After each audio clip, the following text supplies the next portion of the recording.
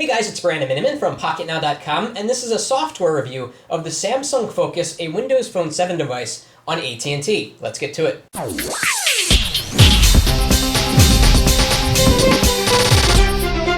So in this video, we want to focus on the software-hardware interplay and overall how Windows Phone 7 feels on the Samsung Focus. We're going to be covering Windows Phone 7 in detail on PocketNow.com, but in this video, we're going to stick to just the Samsung Focus experience for Windows Phone 7.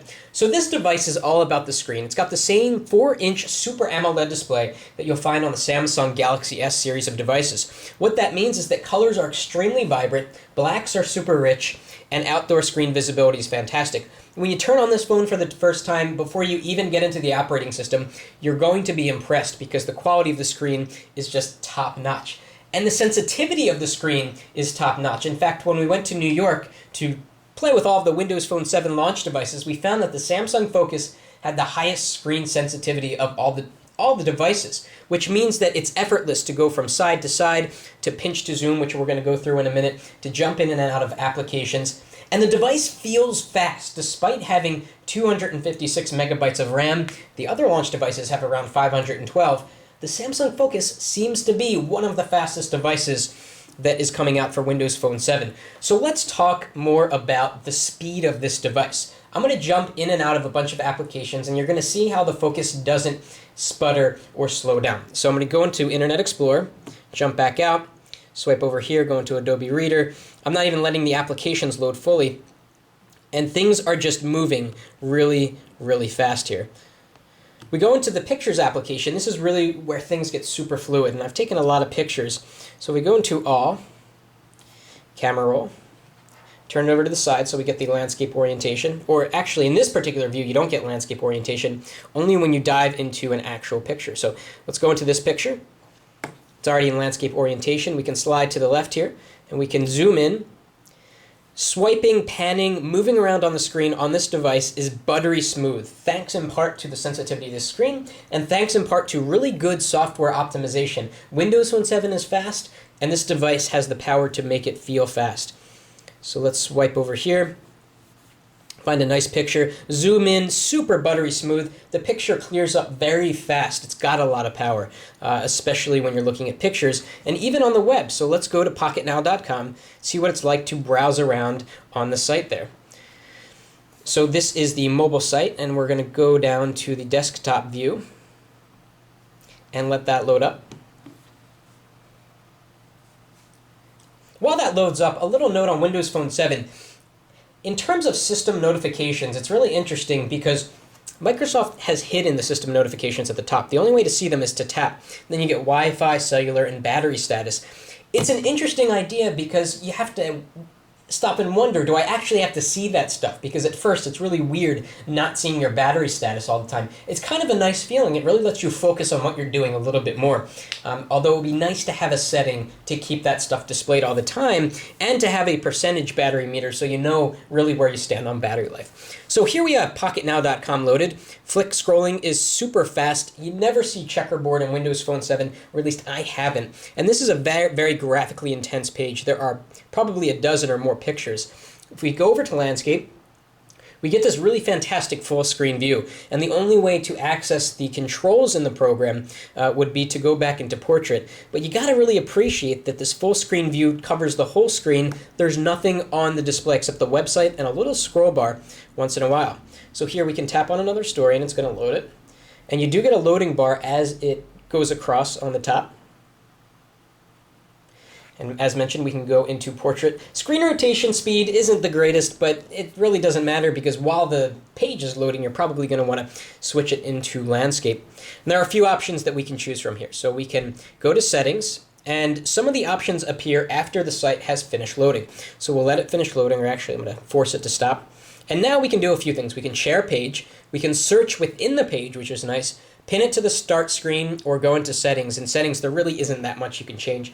You can tell it to choose the mobile site or the desktop site, delete history, and things like that. Tab management is fantastic. We talked about this in previous videos. You can load one tab while looking at another. For example, the iPhone doesn't let you do this. And to close a tab, you just tap on it to open it. It brings it forward very, very quickly.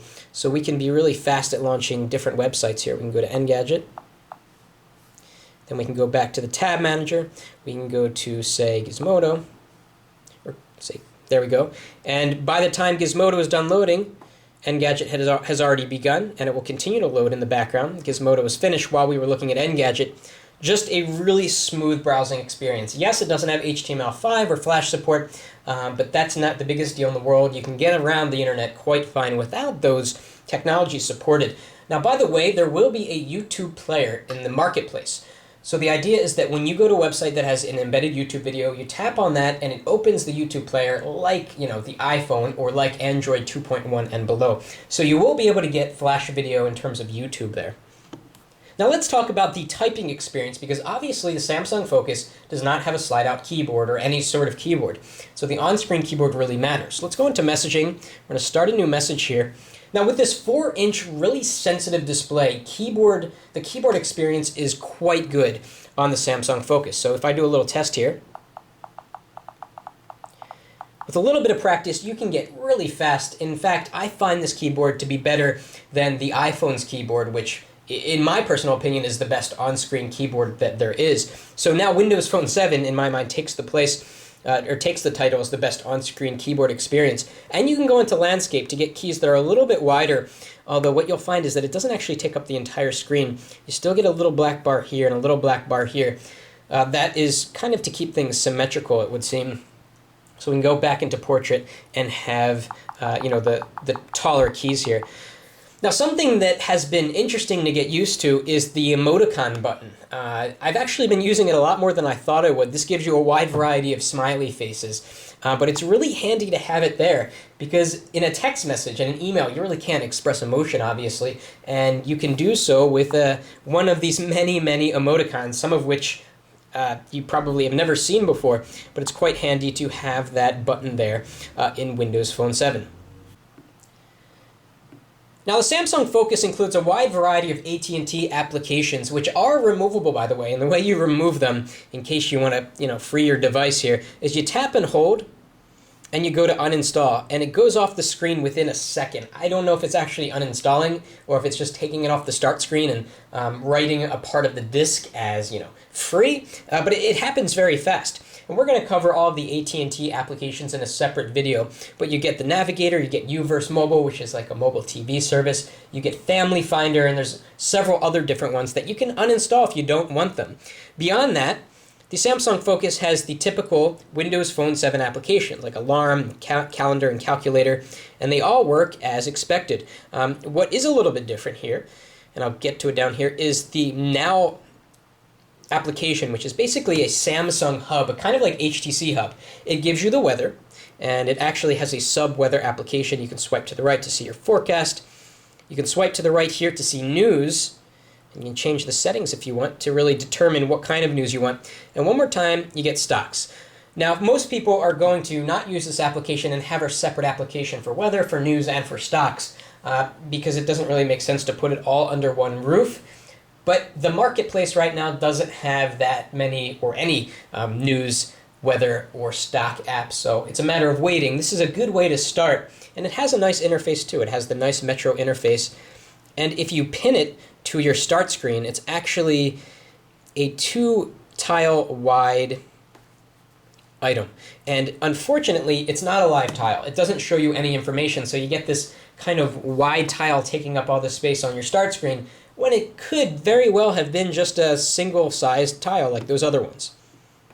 So overall, the Samsung Focus is one of the fastest Windows Phone 7 devices. It has a very pleasing to the eye screen with the Super AMOLED, has fantastic colors, great contrast, fantastic outdoor screen visibility, and the device itself is really fast. I haven't run into a situation where the device has become slow or frozen. It constantly keeps up despite having a little bit less RAM than the other launch devices for Windows Phone 7.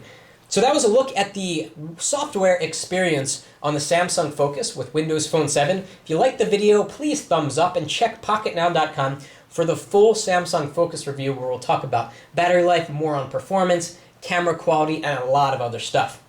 Thanks for watching. That's it for now.